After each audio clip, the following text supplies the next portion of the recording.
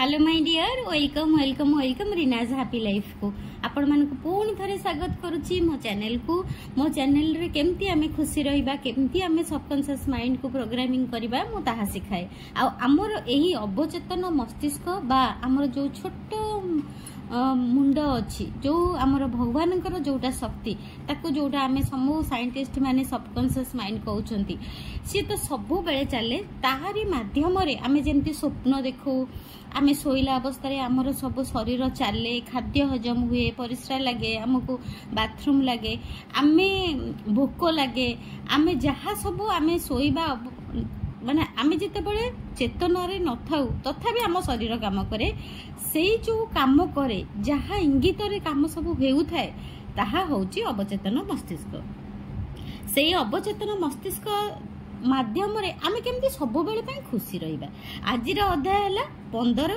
अध्याय 15 आपनक अवचेतन मस्तिष्क एवं आपनक खुशी माने आमे केमती खुशी रहिबे आपण अवचेतन मस्तिष्क माध्यम रे खुशी रहि परिबे अमेरिकीय मनोविज्ञान पिता कहा जाउथिबा विलियम जेम्स कहिथिले जे 19 शताब्दीर महान आविष्कार विज्ञान क्षेत्र रे होई नाही एही शताब्दीर सबुठारो बड़ आविष्कार हेउछि विश्वास द्वारा अवचेतन शक्तिर आविष्कार प्रत्येक मानव मध्य शक्तिर असीम भंडार रही जहा पृथ्वीर जेकोसी समस्यार समाधान करि परिबो जेउ दिन आपण अनुभव करिवे जे आपण जेकोसी दुर्बलता को अतिक्रम करि परिबे आपणक अवचेतन आपणकर समस्त समस्यार समाधान करि परिबो आपणक शरीर को सुस्थ करि परिबो आपणक सबुठारु प्रिय स्वप्न ठारु मध्य अनेक दूर आगो को आपणको नेई परिबो सेही दिन ही आपणक जीवन रे प्रकृत एवं चिरस्थायी सुखर प्रवेश हेबो कॉलेज रु स्नातक पास कला दिन आपण बहुत खुशी होइथिबे निज स्वप्नर साथी सह निर्बंध हेबा दिन खुशीर सीमा नथिबो तापरे विवाह एवं निजर संतान जन्म हेबा दिन आपण आनंद विभोर होई जाइथिबे कार्य क्षेत्र रे चमत्कार प्रदर्शन करी पुरस्कृत होइथिबे एही भली जीवन रे अनेक खुशीर मुहूर्त आसे एवं चली जाए एमिति अनुभव गुड़िक जेते सुखप्रद एवं अद्भुत हेले मध्य सेगुड़िक चिरस्थायी नुहंती एहार उत्तर गढ़ी पुस्तक रे अछि एहार उत्तर रूढ़ी पुस्तक रे अछि जहार भगवान को ऊपर विश्वास रही से ही खुशी रे रही थाए जेते बेले आपण भगवान को ऊपर विश्वास करंती अर्थात निजर अवचेतन एवं बुद्धिमत्ता एवं ताको निजर समस्त मार्गर नेतृत्व नेबा पई आसन करिबा पई अनुरोध करंती आपण संतुलित शांत एवं निश्चिंत होई जानती निज चारि पाखरे प्रेम शांति एवं सद्भावना विच्छुरित करंती एवं वास्तव रे जीवनर आगामी दिन गुड़िक पई सुख शांतिर एक सौध निर्माण करूथांती आपण केवल खुशीर चयन करिबा उचित खुशी एक मानसिक स्थिति बाइबल रे गोटे वाक्य अछि आपणकर जहा इच्छा ताहा आज ही आपण चयन करंतु सुख चयन करिबा पई आपणकर स्वाधीनता रहिछि एहा अत्यंत सरल प्रतीत होई पारे एवं एहा ताहा ही अटे बोध हुए एथिपाई लोके सुखर रास्तार झुंटी पड़ती से माने सुखर रास्तार सरलतार कारण देखि पारंती नाही जीवनर महान वस्तु गुड़िक सरल ऊर्जावान एवं रचनात्मक होई थाए सेगुड़िक सुख शांति एवं प्रसन्नता उत्पन्न करिथांती सेंट पॉल निम्न शब्द गुड़िक माध्यम रे दर्शाउछंती जे किपरि आपण ऊर्जावान अटंती एवं प्रसन्नता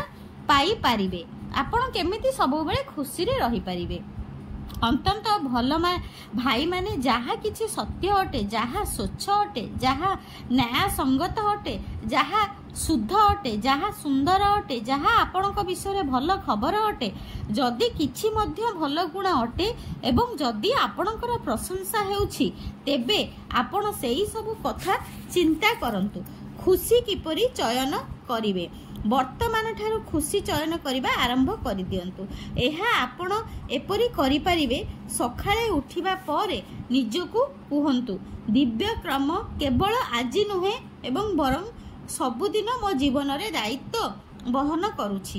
ଆଜି ମୋ ଚାରି ପାଖରେ ସବୁ ଜିନିଷ ମୋର ମଙ୍ଗଳ ପାଇଁ କାମ କରିବେ, ମୋର ମଙ୍ଗଳ ପାଇଁ କାମ କରିବେ। ମୋ ପାଇଁ ଏହା ଏକ ଅଦ୍ଭୁତ ଦିନ ଅଟେ। ଆଜି ଭଳି ଦିନଟିଏ ପୁଣି କେବେ ମୋ ଜୀବନରେ ଫେରି ଆସିବ ନାହିଁ। ସାରା ଦିନ ମୋତେ ଦିବ୍ୟ ନିର୍ଦ୍ଦେଶ ମିଳିବ ଏବଂ ମୁଁ ଯାହା କରିବି ତାହା ଭଲ ହିଁ ହେବ। ଦିବ୍ୟ ପ୍ରେମ ମୋ ଚାରିପାଖରେ ବିଦ୍ୟମାନ, ଏହା ମୋତେ ଆଲିଙ୍ଗନ କରୁଛି ଏବଂ ମୁଁ ଶାନ୍ତିରେ ଆଗକୁ ବଢ଼ୁଛି।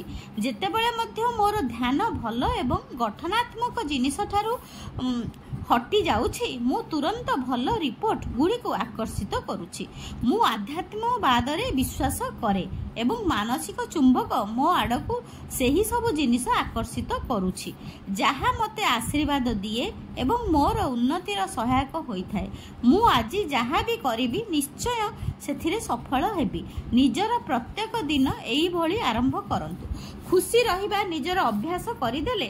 କୃଷକ ଅନେକ ବର୍ଷ ପୂର୍ବେ ଆୟର୍ଲାଣ୍ଡର ପଶ୍ଚିମ ତଟରେ କୋନେମାରାଠାରେ ଜଣେ କୃଷକଙ୍କ ଘରେ ମୁଁ ପାଖାପାଖି ଗୋଟିଏ ସପ୍ତାହ ରହିଥିଲି।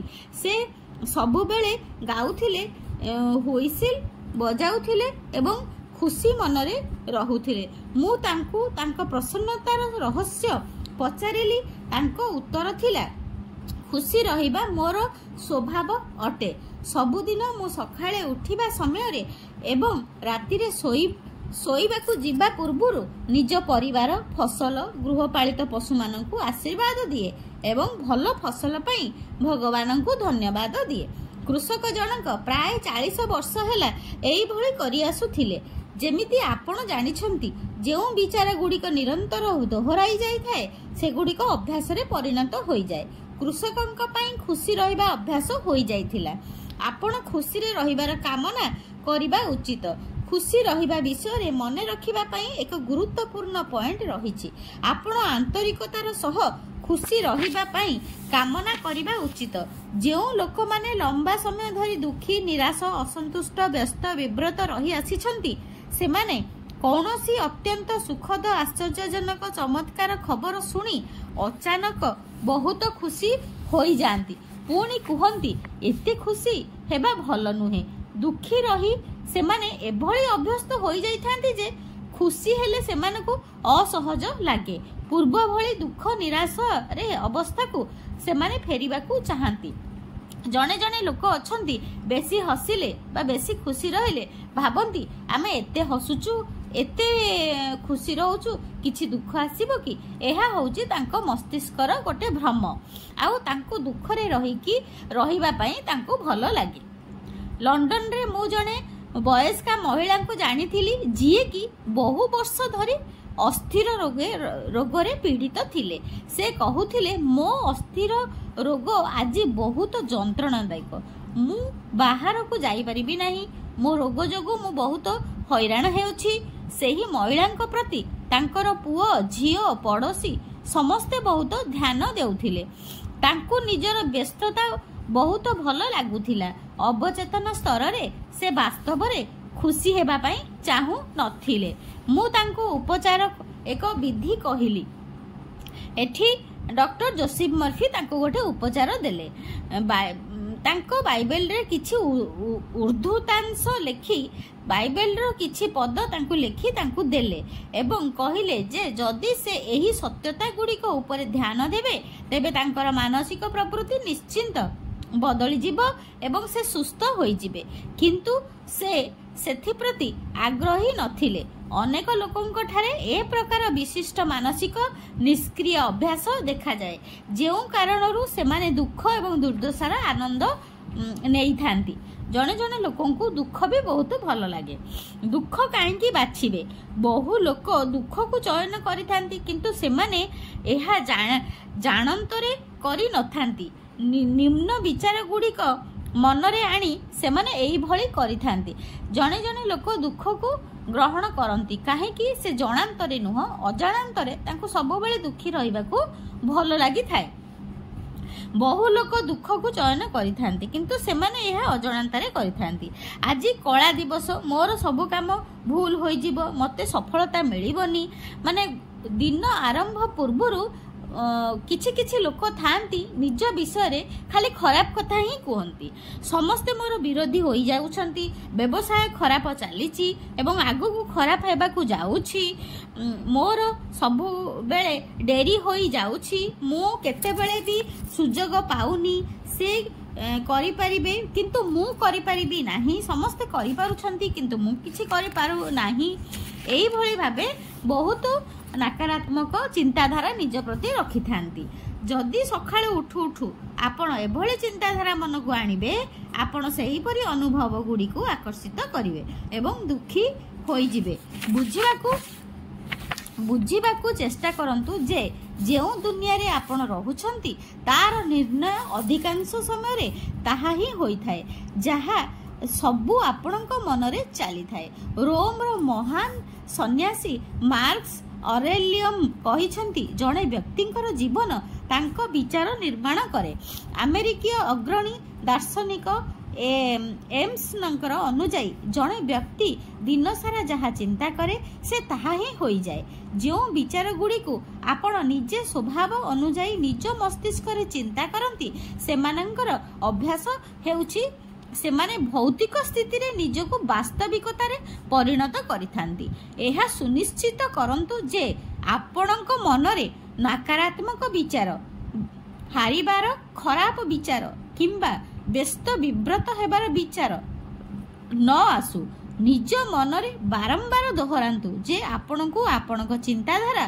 बाहरे अन्य किछि अनुभव हेबो नाही मो पाखरे $1,00,000 थिले मु खुशी होई थांती निज संपत्ति आपण को सुखी करि परिबे नाही अन्य पक्षरे एहा सुखर प्रतिबंधक मध्य नुहे आजिकाली अनेक लोक बहु जिंस किणी ता मध्यरे सुख खोजुचंती जेमिति कि हाई डेफिशिएंसी टीवी अत्याधुनिक कार दामी डिजाइन रो पोशाक घर इत्यादि किंतु सुख किणा जाई पारिबो नाही सुखर साम्राज्य आपणकर चिंताधारा एवं भावना रे रहिछि बहु लोकंक चिंताधारा हेउछि जे सुख दृष्टि करिबा पई किछि कृत्रिम जिनिस करिबा को पड़िबो किछि लोक कहंती जदि मु मेयर भाବରେ निर्वाचित होइथांती कॉर्पोरेशन रो सीईओ होइथांती कोनोसी खबर कागज रो सोसाइटी रे पेज रे मो खबर बाहरी थांता ताहाले मु खुशी होइथांती प्रकृत कथा हेउछि सुखी हेबा एक मानसिक और आध्यात्मिक स्थिति पद उन्नति किंबा बाह्य सम्मान सुख देई परिबो नाही आपणक वास्तविक शक्ति खुशी एवं प्रसन्नता दिव्य क्रमर नियम एवं निज अवचेतन मस्तिष्क रे ठीक कार्य को खोजी पाइबा एवं एही सिद्धांत गुडी को निज जीवनर समस्त सोपान रे लागू करिबा उपरे निहित थाए मन को शांत करी सुखी हेले व्यक्ति किछि वर्ष पूर्वे सान फ्रांसिस रे मु जेते बेले वक्तव्य देउथिली मोर भेट जने व्यक्तिंक सह हेला जी कि तांको कंपनी रे मांदा व्यवसाय पे बहुत दुखी एवं निराश थिले से गोटिए कंपनी रो जनरल मैनेजर थिले कंपनी रो प्रेसिडेंट एवं भाइस प्रेसिडेंट को प्रति तांकर मनरे बहुत असंतोष एवं राग भरी रहिथिला से भाबुथिले जे सेमाने तांको चिंताधारार विरोधी थिले जेउथि पई कंपनीर बहुत परिमाण रे क्षति होउथिला लाभ कम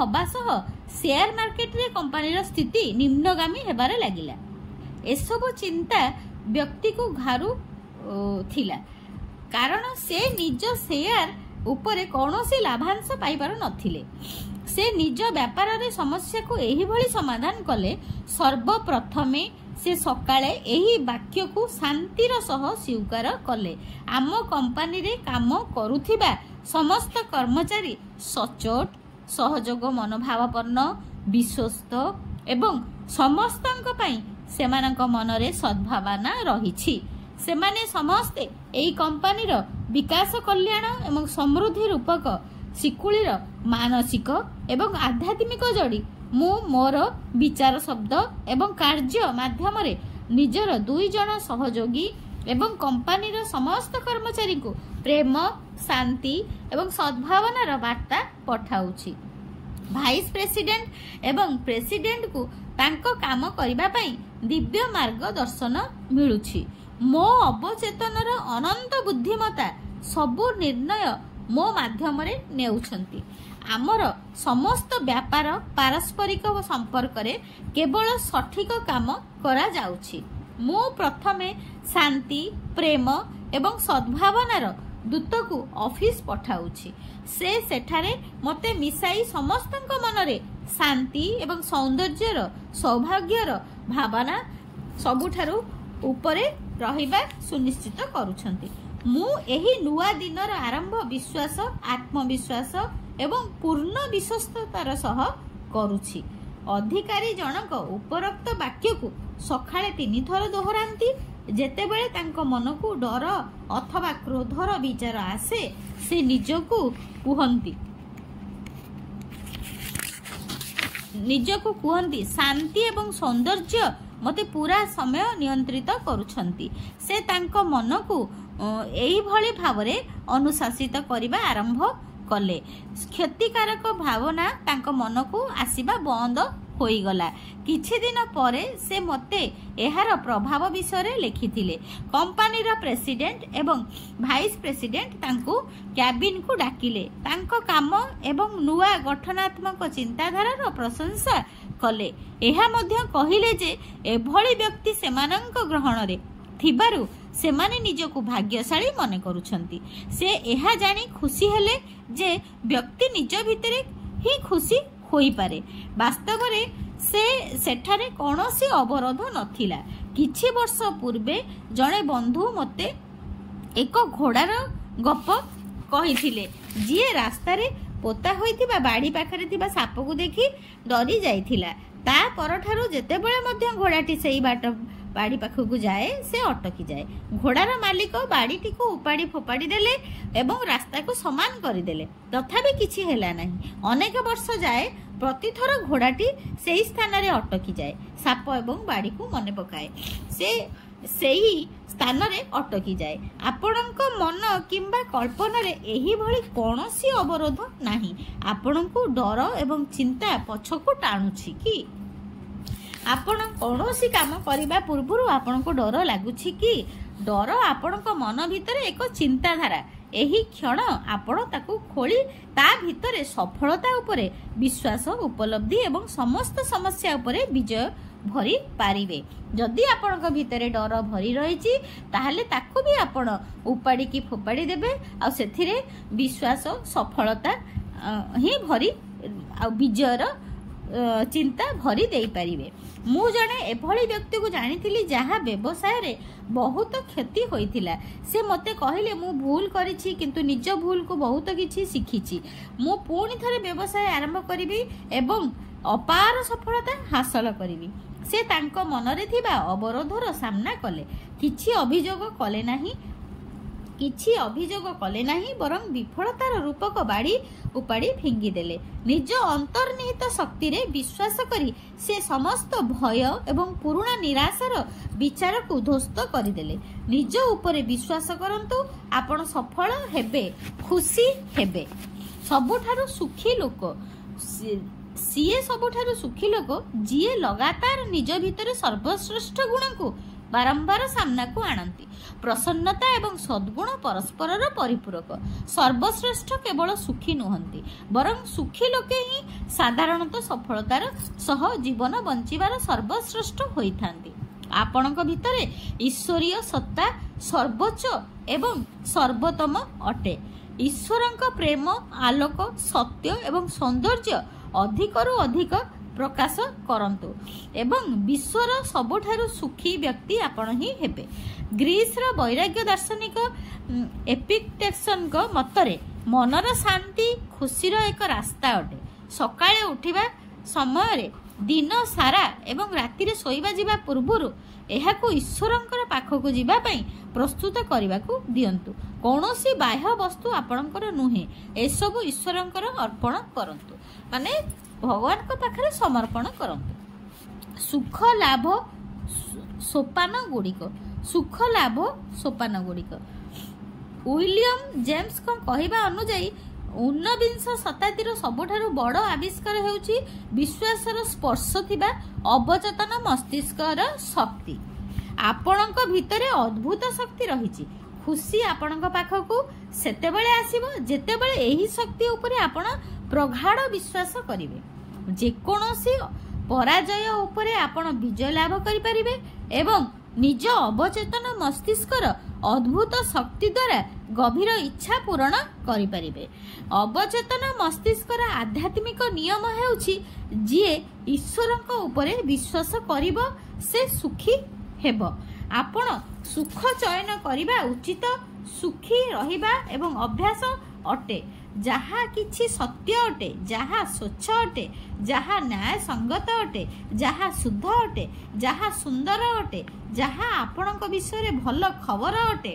ଯଦି କିଛି ମଧ୍ୟ ଭଲ ଗୁଣ ଅଟେ ଏବଂ ଯଦି ଆପଣଙ୍କର ପ୍ରଶଂସା ହେଉଛି ତେବେ ଆପଣ ସେହି ସବୁ କଥା ଚିନ୍ତା କରନ୍ତୁ।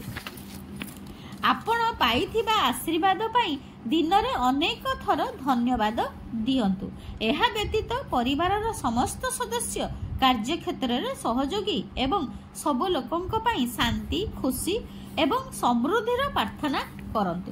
ଖୁସି ରହିବା ପାଇଁ ଆନ୍ତରିକ ଇଚ୍ଛା ରହିବା ଉଚିତ। ଇଚ୍ଛା ନଥିଲେ କୌଣସି ଜିନିଷ ମିଳେ ନାହିଁ। ଇଚ୍ଛା ଏକ କାମନା ଅଟେ ଯାହାର କଳ୍ପନା ଏବଂ ବିଶ୍ୱାସ ଭଳି ଡେଣା ଥାଏ। ନିଜ ଇଚ୍ଛା ପୂରଣ ହେବାର କଳ୍ପନା କରନ୍ତୁ ଏବଂ ଏହାର ବାସ୍ତବିକତାକୁ ଅନୁଭବ କରନ୍ତୁ। ସବୁବେଳେ ଡର, କ୍ରୋଧ, ଚିନ୍ତା, ଘୃଣା ଏବଂ ପରାଜୟ ବିଷୟରେ ଚିନ୍ତା କଲେ ଆପଣ ବ୍ୟସ୍ତ ଏବଂ ଦୁଃଖୀ ହୋଇପଡ଼ିବେ। ମନେ ରଖନ୍ତୁ, ବିଚାର ଆପଣଙ୍କ ଜୀବନକୁ ନିର୍ମାଣ କରିଥାଏ। ଦୁନିଆର ସମସ୍ତ ଧନ ଦେଇ ମଧ୍ୟ ଆପଣ ଖୁସି କିଣିପାରିବେ ନାହିଁ। ଅନେକ ଲୋକ କୋଟିପତି ହୋଇଥିଲେ ମଧ୍ୟ ଖୁସି ରହିପାରନ୍ତି ନାହିଁ। ଅନ୍ୟପକ୍ଷରେ ଅଳ୍ପ ଧନ ଥିଲେ ମଧ୍ୟ ବହୁ ଲୋକ ଖୁସିରେ ଦିନ କାଟନ୍ତି। କେତେବେଳେ ବିବାହିତ ଲୋକ ସୁଖୀ ଥାନ୍ତି ଏବଂ କେତେକ ଦୁଃଖୀ। ଅନେକ ଲୋକ ବାହା ନ ହୋଇ ମଧ୍ୟ ଖୁସିରେ ଥାନ୍ତି। ଅନ୍ୟ କେତେକ ଦୁଃଖ କରନ୍ତି। ପ୍ରକୃତରେ ଖୁସିର ସାମ୍ରାଜ୍ୟ ଆପଣଙ୍କ ଚିନ୍ତାଧାରା ଏବଂ ଭାବନା ଭିତରେ ରହିଛି। ଖୁସି ଶାନ୍ତ ମନର ଉପଜ ଅଟେ।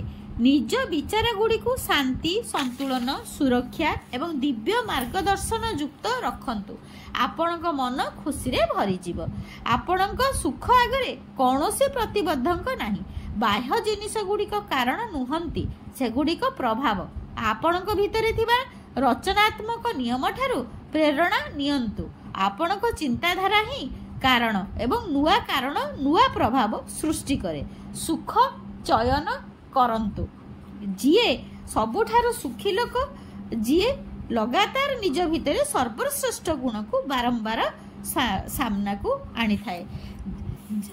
ଯିଏ ସବୁଠାରୁ ସୁଖୀ ସିଏ ନିଜ ଭିତରେ ଥିବା ଭଲ ଗୁଣକୁ ବାରମ୍ବାର ସାମ୍ନାକୁ ଆଣିଥାଏ, ମାନେ ବାହାରକୁ ଆଣିଥାଏ। ମୋ ଭିତରେ ଯାହା ଭଲ ଗୁଣ ଅଛି ମୁଁ ସେଇ ଗୁଣକୁ ବାରମ୍ବାର ସେଇ କାମ ମୁଁ କରିଥାଏ। ନିଜର ଭଲ ଗୁଣକୁ ବାହାରକୁ ଆଣିଲେ ଆମେ ସବୁବେଳେ ପାଇଁ ଖୁସି ରହିପାରିବା। ଆଜି ପଢ଼ିଲେ ଆମେ କେମିତି ଖୁସି ରହିବା। ଅଧ୍ୟାୟ 15। ଆପଣଙ୍କ ଭିତରେ ଯେଉଁ ଜିନିଷ ଆପଣଙ୍କୁ ଖୁସି ଦେଉଛି, କ'ଣ ଖାଇବାକୁ ଖୁସି ଦେଉଛି, କିଏ ଆପଣଙ୍କର ପ୍ରଶଂସା କଲା ସେଥିପାଇଁ ଖୁସି ଲାଗୁଛି, ସେଇ ସବୁ ଜିନିଷକୁ, ସେଇ ସବୁ କଥାକୁ, ସେଇ ସବୁ ଚିନ୍ତାକୁ ଆପଣ ବାରମ୍ବାର ମନେ ପକାନ୍ତୁ। ବାରମ୍ବାର ମନେ ପକାଇବା ଦ୍ୱାରା ଆପଣ ଖୁସି ରହିପାରିବେ।